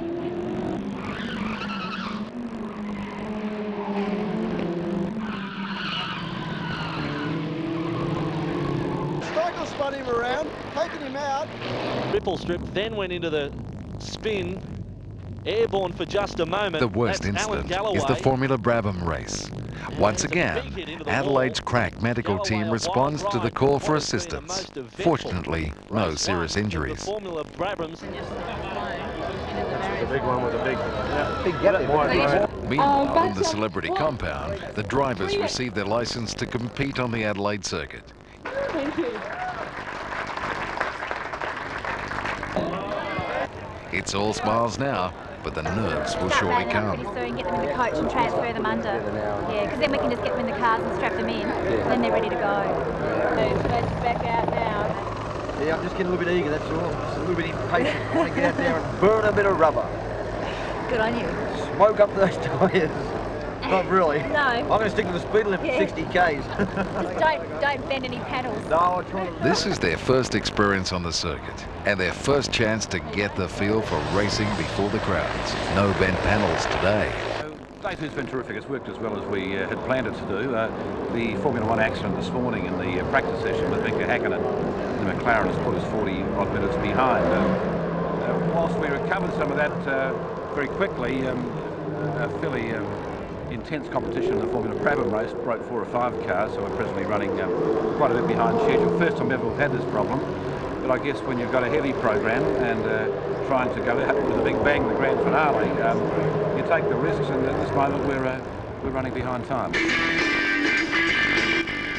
The race program is completed before the Friday night variety show begins.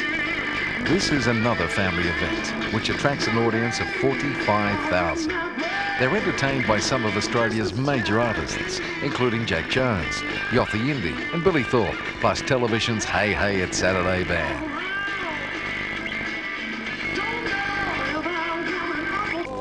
Across town at the Adelaide Convention Centre, it's time for the Grand Prix Board.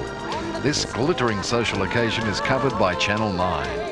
They dubbed it the party to end all parties, and it certainly lived up to expectations as the who's who of Adelaide's social set joined forces to celebrate our final Grand Prix. And it was a finale with a royal touch, with Prince Edward joining the prestigious guest list. Welcome to Adelaide again. Thank you very much, Steve. Very nice to be back. Inside, the 1,450 guests feasted on our best food, wine and champagne.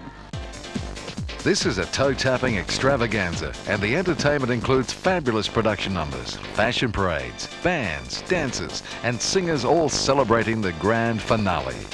More than 300 people are involved in the stage presentation alone. There's no doubt it's a big success.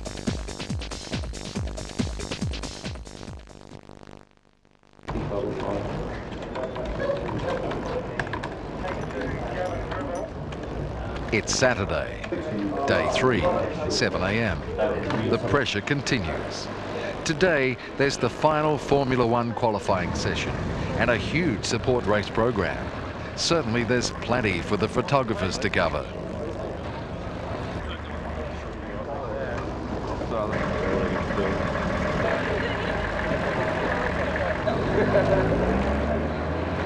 Saturday is traditionally a big day, and this Saturday, record crowds are expected.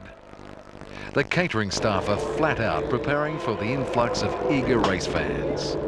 Free from the constraints of the workday week, they'll flock in, keen to be part of this last Grand Prix weekend. This would have to be the biggest air show that the Grand Prix put on, isn't it? It is most definitely the biggest air show. We've got more aircraft, more types of aircraft in this year's show than we've ever had in the past. Okay, we've had F-18s, we've had F-111s, we've had B-52s and all sorts of other aeroplanes, but this year they're all coming together. For instance, on Sunday we are going to have upwards of 23 aircraft flying over the track in the Australia Remembers segment. People have never seen this amount of aircraft in the sky before, and they range from Chipmunks to Spitfires and Mustangs. So yes, we've got a lot of aeroplanes. This is the final practice session. This is the last chance for mechanics and drivers to fine-tune their machines and set up their cars before the all-important provisional qualifying session this afternoon.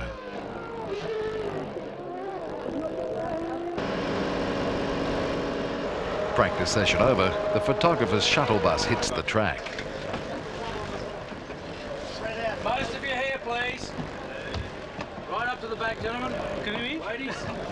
We'll have to tell them second run, won't we? No, we'll see how many we can squeeze in. The shuttle buses transport the accredited photographers to and from their favourite spots around the circuit. It's an important service for these professionals who devote their working lives to covering Formula One. At the end of their shoot, it's back to the photographic centre to process their day's work, which maybe includes an award-winning shot. These pictures from Adelaide's last Grand Prix will be transmitted to agencies around the world. This area here is just for the media. We look after the press photographers, international and national. I think there's about 100 of them, so we'll do about, we think maybe 2,000 rolls of film in 4 days. It's a service that I understand is not performed anywhere else in the world. So in Australia, this is unique. It's 11 o'clock on the 11th of November, Armistice Day. This is a very moving moment as people from many nations and many cultures pay their respects and honour past warriors. This brief ceremony ends with the lone Spitfire flying over the circuit.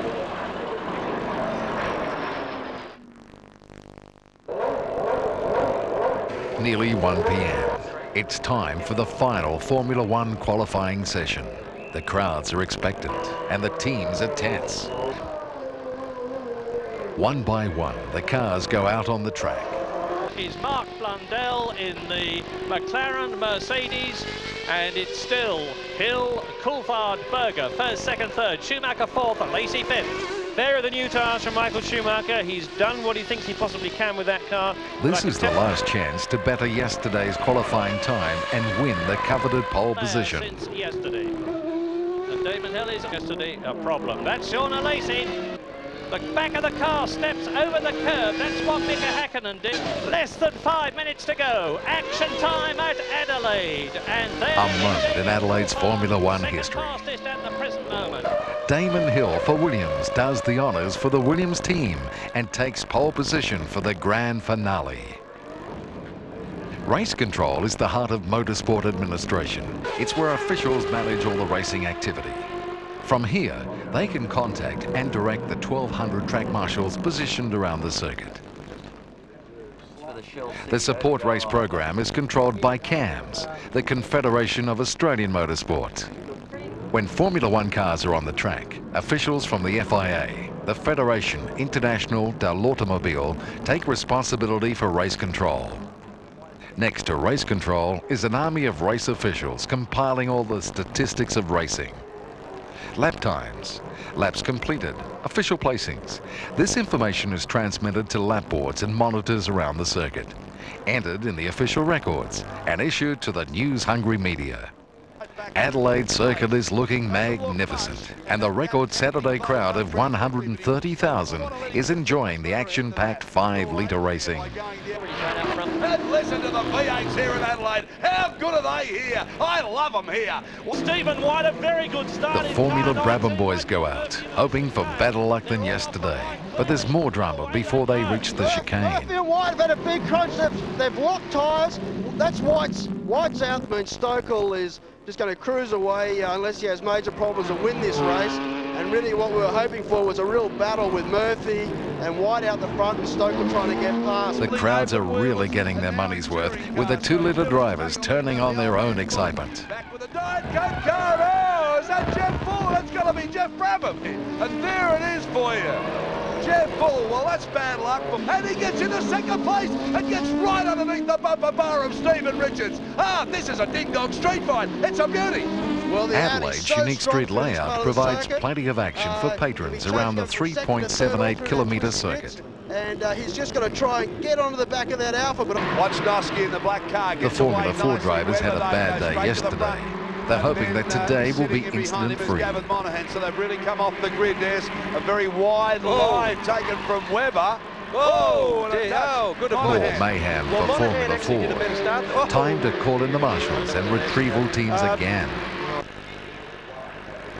The car is taken to the support paddock. and after immediate trackside medical attention, the driver is taken to hospital. Fortunately, he'll make a complete recovery. For the podium presentations, the sponsors come in here before their presentation. They have a sit down, have a drink, go through their briefing. We unwrap the trophies, get the champagne ready, and water for the drivers. So this is for the Cronshaw Porsche Challenge. The champagne's in the fridge, we take it out. Nice and cold for the presentation. Taking the cork out because it saves us time on the podium, so they can do the spray straight away. Tanya Baxter will prepare podium presentations with briefings, trophies and champagne for 22 support events before the big one, the Formula One presentation on Sunday. Trevor John is the man who's left the track, spun out twice in yesterday's The trophy is ready, the champagne uncorked, now, evidently in the podium 1996, that awaits would be the his winner. plans from here. 2 laps to go, Chad up on the inside, loses it. Wayne Park, the Queenslander, a double here in Adelaide, almost lost it. That would have been some sort of finish. Wayne Park, he wins the Fortron Porsche Challenge. We have created this weekend an all-time world record. The number of people that will be at a Formula One race in the 45 years history of Formula One. Bernie also has advised us that he believes that our aggregate crowd of 520,000 people over the 4 days will be as large, or in fact will be larger than any sporting event of any nature over a similar period in the history of sport. Yesterday's last call to buy tickets has worked, and record sales have forced the closure of the gates for Sunday's race. The first time this has ever happened. Police department. Our crowd will be around about 205,000 people. That's a success by any measure. Formula One boss Bernie Eccleston has decided that the Grand Prix will move to Melbourne next year. What does he think that Adelaide has brought to Formula One? A different approach, I think. It's very efficient but quite laid back. So I suppose it sort of typifies Australia. But we're very happy. Has it introduced different standards, new standards, better standards? Different. Yeah. Different. Would those standards work overseas, or is it particularly Australian style? Yeah, I think the difference is, we've got a lovely pit building here for us, for the teams, but which was very good early on, but now a lot of people have gone past that. So I'm sure if we were going to be in Adelaide for the future, we'd have to need an upgrade in general. The type of events you run here, there's nowhere that runs a program minute to minute. There's something going on all day long. I don't know whether it's right or wrong. It happens to work here nicely. Is there any message that you'd like to leave the people of Adelaide? I mean, Adelaide has welcomed the teams and drivers. I'd like to really sincerely thank all the people in Adelaide, because all the people I've ever met are really supportive and nice people, apart from the press, who I think have done a good job in making sure when, unfortunately, this nonsense come up with the contract. I think a lot to do with that was they more or less put such a big question mark into whether Adelaide was going to continue. So it made me make a decision quickly. So I think it's good. The press have turned around this year, and you see what's happened when they turn around. It's super, and it's sort of 4 years too late. At the end of last year, we were still obviously disappointed about the event going to Melbourne. We put that aside. We regrouped as a team after losing our former chief executive, a number of other key people. People who have come together with me have all risen to the challenge. The talent and the skill was always there, the experience was all there. Each of them individually and collectively have proved that they have the wherewithal and the dedication and commitment to present the best event. I'm just delighted for the staff, for the board, for the people of Adelaide, for Formula One, that we have again shown the world about how motorsport, how Formula One should be run. Sam, we killed them. We killed them. Saturday night, Government House, another Grand Prix social function. This one is special. It's a fundraiser for the Duke of Edinburgh Awards, held in a beautifully dressed marquee in the lovely gardens of Government House. The guest list includes Adelaide's business leaders, politicians and Formula One high flyers. The guest of honour is His Royal Highness Prince Edward, Chairman of the Duke of Edinburgh Awards Committee, visiting Adelaide for an awards meeting. This is a glamorous and final social evening before Adelaide's grand finale Grand Prix tomorrow. The countdown has begun and emotions are close to the surface. Well done, sir. One big day to go. There's still much to be done. Briefing and checking continues. Every area must be covered. I'll also let the police know that we're going to open at 8:15. One that we've just come back from the... Yeah, by track we've just come back from. Yep. Okay. An important public relations exercise is acknowledging the effort and contribution of the hundreds of CAMS officials and volunteers.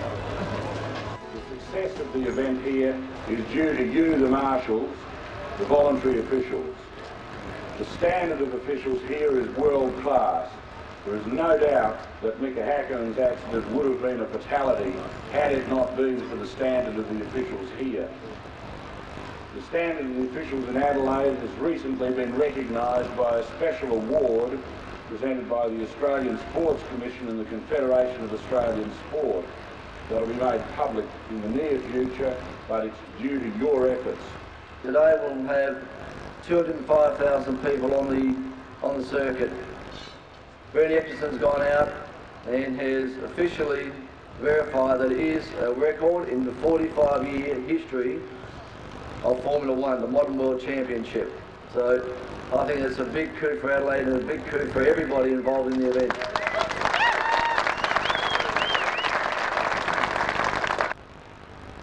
On the Wednesday this week, of course, we had our track inspection and we handed the keys over to CAMS and the FIA. Since then, this has really been your track.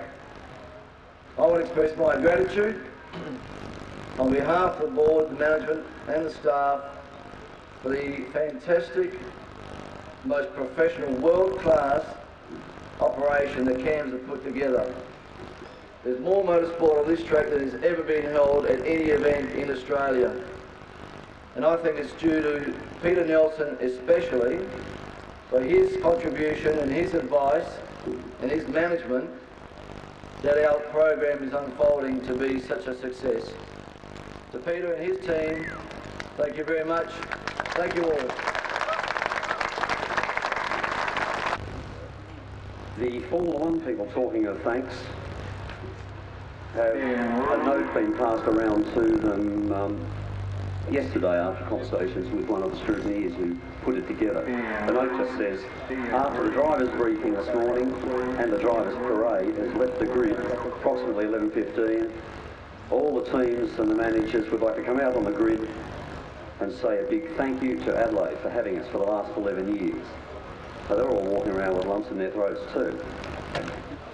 Yeah, last day, finally got there? Yeah, we're getting there, yeah. It's good. You can see with the gates over there, there's big queues at all gates, so we're due to open 8:30 today, but the police called up and said they need the gates open early. We decided to bring them forward by 15 minutes. We need to make sure all our personnel were in place to check tickets. It's no good opening the gates up and letting everyone in, so we're keyed up to go at 8:15. The record crowds pour through the gates. There will be 205,000 on the circuit today, and most people are arriving early for their last Grand Prix experience in Adelaide. So many people at the circuit requires additional services and facilities. There are record numbers of outlets to service this enthusiastic crowd. Official merchandise is selling well. Additional supplies are brought in for patrons collecting their last Adelaide souvenirs. Traditionally, the general admission area provides as much general entertainment as race action. This year, the area is packed with more fun and games than ever before. Catering is another area which has had to expand, with more food and drink outlets installed around the area.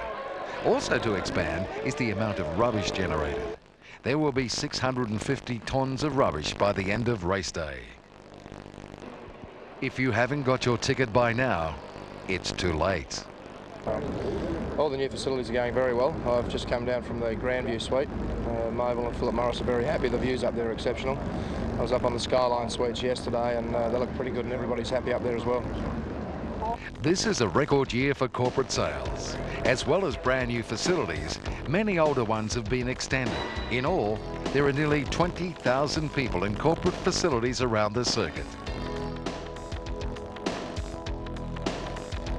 Only hours to go. The teams make their final preparations. The drivers are dressed, ready for action. Before the professionals take over, the corporate kart race gives 25 enthusiasts their moment of glory on the track. Unlike the Hills and Schumachers, these drivers must pay for their race $2,000 each. More 5-litre racing, more action, more excitement, and just like Saturday, there are more bent panels. Claws it up past the pit area again. Watch him through the chicane. Tremendously quick through there. There's a telemetry for you. Yeah, you're doing 124, 129, 148 kilometres per hour going through there. That's very... But just have a look at the attitudes. Look at the way they lift their wheels up around here. And you've got to drive these things with a lot of finesse. Look at this sideways again and Larry Perkins. Oh, Larry loves to mix it. No It's trouble. only 10:45 a.m, but the stands are packed. Australians love their tin-top heroes in Group A 5-litre racing, who can really turn on a close, high-speed performance. Across the line. Congratulations to him. He has had a wonderful, wonderful year. And a nice to go. Look at Larry Perkins. Oh, gets it all tail happy there. Will take second place. While the racing continues, there's plenty happening in the general admission area, where pyrotechnic staff prepare their last blast fireworks display.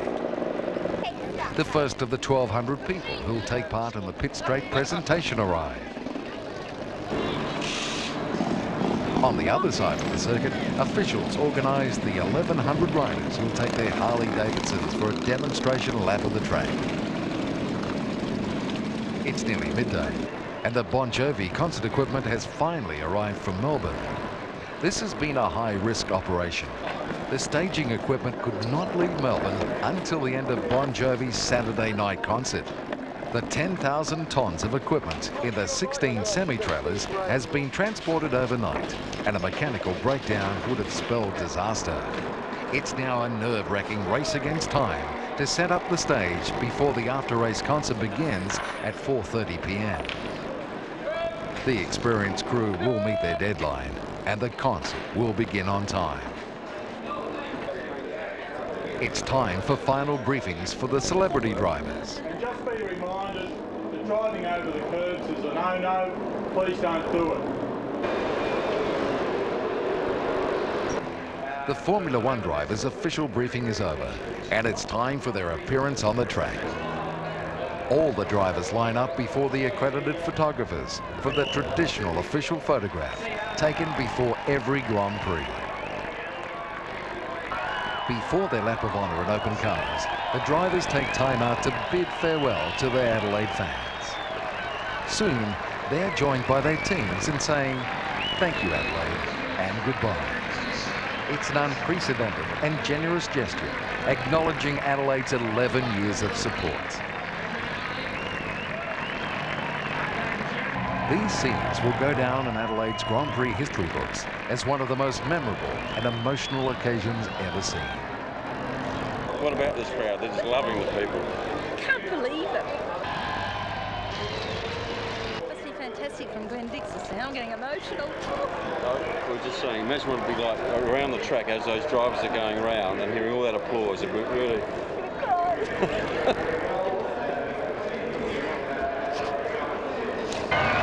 The drivers return to their garages, with one exception, Gerhard Berger. The officials can't get him off the track. The only Formula One driver to race at every Adelaide event. He has his own special thanks for the Adelaide fans. It's an impressive view from the top of the Glendick stand. It's a new facility at the Hairpin, named in honour of the man who has flagged every Formula One winner in Adelaide. Here they go off the line. Every which way they try and get some advantage. The celebrities make it out of pit straight and through the chicane. But it isn't long before there's the excitement we've come to expect from the pumped-up, adrenaline-charged celebrities. I'd say she just missed the corner. The instructors must wonder if their pupils have remembered any of their lessons. Remember the late, great Ed Senna going in that same corner some years ago. So, whoa, 16 does a big loop to loop and down they come. They pour their way through. That's Grand Prix. 5 very exciting laps, and a few bent panels later, football legend Wally Lewis takes the flag. Only 3 of the 22 celebrity drivers don't complete the race. Lewis has done it. That's just looking at the massive crowd. It's blue skies, and the Formula Ones are yet to come. Above the circuit, the Raths Roulettes and Adelaide's aerobatic ace Chris Peru show their style. At the executive suites, His Royal Highness Prince Edward is greeted by the Premier. His Royal Highness is introduced to VIPs and taken on a tour of pit lane.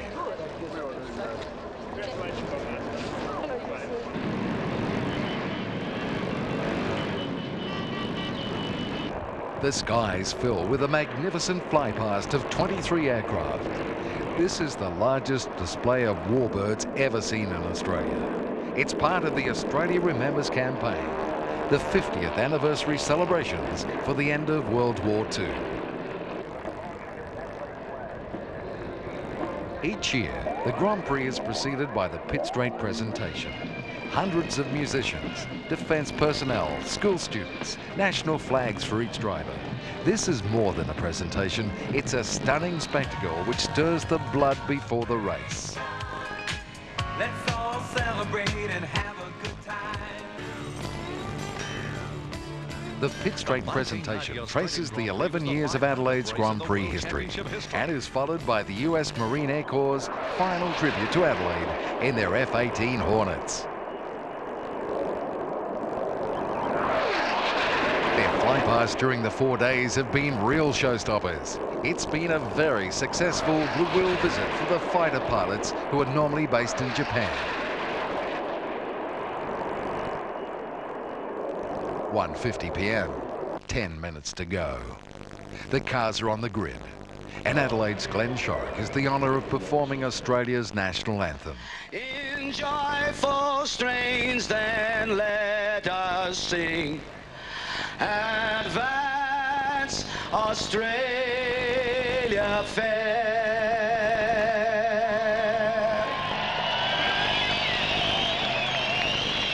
And away they go on the parade lap. Maybe as if he's on you, but the drivers are allowed one warm-up lap of Adelaide Street Circuit. That is that it should help Schumacher's pace in the early stages. Back on the grid, they're ready for the green lights. David Coulthard boils his tyres, but Damon Hill edges ahead and moves to the right to try and cut off Coulthard, and he fails to do so. Coulthard leads, and Hill is in second place, and the 2 Ferraris are up. So Michael Schumacher has got a bad start, and that gives an enormous advantage to Damon Hill.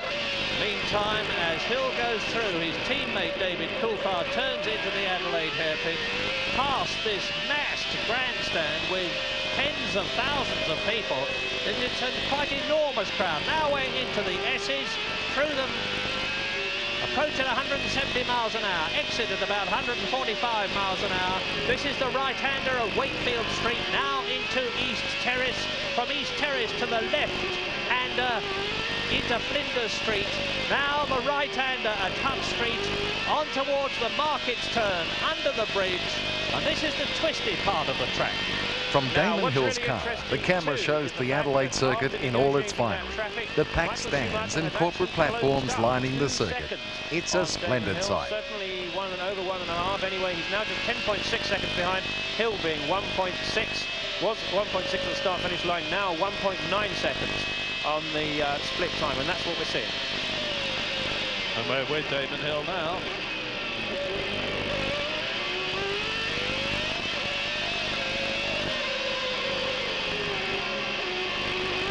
That is David Coulthard ahead. This is the Adelaide hairpin. 1.9 seconds between them at the end of the 15th lap. 66 laps to go, and already there's a mood of elation in the executive officers. Everybody takes direction all the time. It's like having two wives there. There's still work to be done, but the team begins to relax and enjoy their success. As you look at Taki Inoue into the pit lane. Oh, my goodness! Next The couple of crowd laps, is entertained with great racing and plenty of incidents. Oh, look, he's coming in too quick. Johnny Herbert, same problem. Johnny Herbert, is he doing the same thing as David Coulthard? He just managed to get back onto the track the entire season with the car never, ever having let him down. Over the noise of the Formula One cars, Dale Sinclair checks that Sam Ciccarello has all his notes for post-race interviews, and she has all the information she needs for the final press releases and interviews. Behind Damon Hill. In case you wondered what that cloud of black dust was from the left front wheel, that's great carbon fibre. In the podium area, they're preparing for the podium presentation for the winning driver. Tanya Baxter briefs the trophy presenters, and the flags for the winner and likely place getters are checked. Harness looks, yes, he's got a moving engine problem. Wow, and this could mean that Morbidelli will finish second. Unbelievable. But look at the hill, 10 carefully going by that. He doesn't want to have any trouble here. Damon Hill enters the last corner. Damon Hill exits the last corner, and Damon Hill wins the Australian Grand Prix, the grand finale at Adelaide.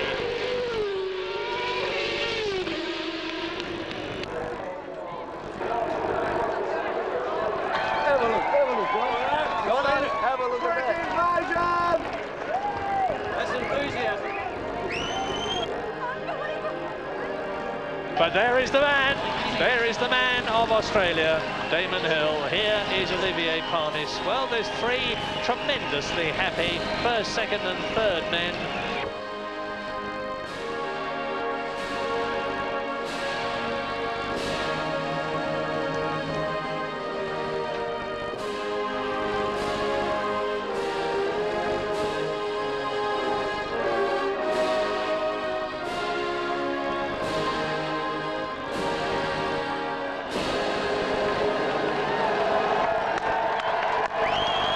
The drivers savour their success, and the cheering fans pour onto the track.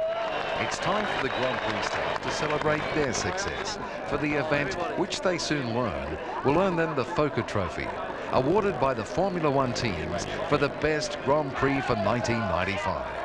It's one final honour, recognition for a job very well done.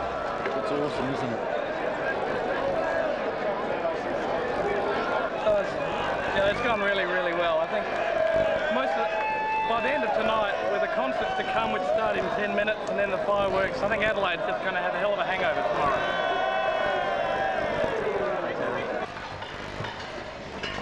The first Formula One equipment will be moved out tonight, so the teams must pack immediately. Where we go with Ralph Bill?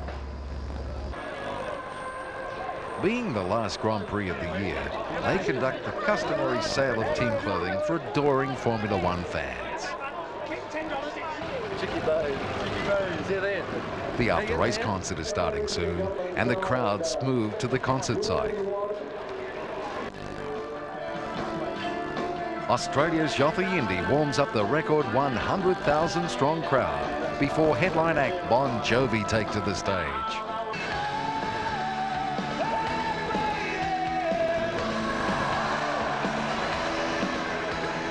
The concert is a great success, and the crowd is ready for the sensational Adelaide Last Blast Fireworks Spectacular. The brilliant display lights up Adelaide skies. This is the end of the grand finale, the end of Adelaide's Grand Prix era.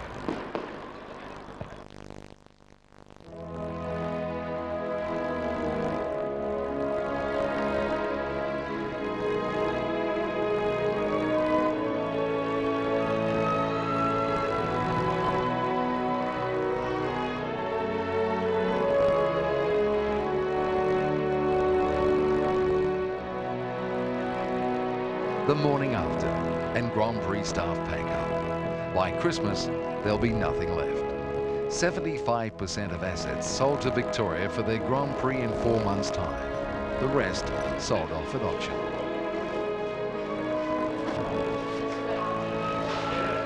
The interviews with media continue, as does the collection of equipment. Unfortunately, Monday is not a very good day. Collecting golf buggies all around the site, motorbikes, two-way radios, phones, and unfortunately people tend to leave them at the last position they were in last night. And unfortunately it's up to us to go around and find them all. So we've had a couple of revs up this morning already with the boys to get them going again. But we're getting there.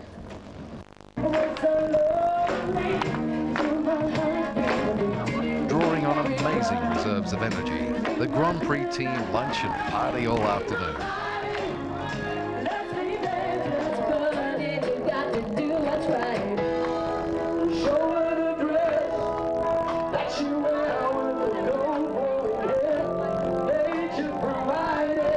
This is their well-deserved reward for their outstanding efforts. The success of the event is owned by these people here. I am one small wheel with all of you. I am not the person who takes responsibility for the success. It is all of us. I want to thank you from the bottom of my heart for your support, your contribution, and for being simply the best.